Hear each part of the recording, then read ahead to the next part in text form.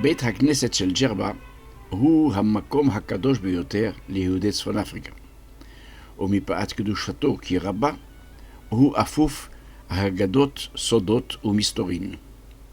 אך לענייננו יש להזכיר כאן את חלקו החשוב של בית הכנסת הזה להתפתחות המגן.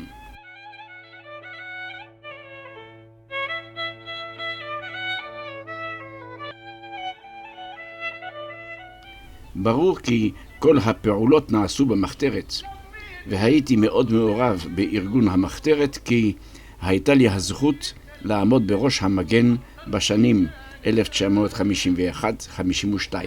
עד עלייתי ארצה. בתקופה ההיא היינו מארגנים יחד עם חברי המטה סמינרים להכשרת מדריכים. הסמינרים היו מתרחשים כאן בג'רבה, בחצר הזאת, והעברנו שיעורים של קרב מגע וג'ודו.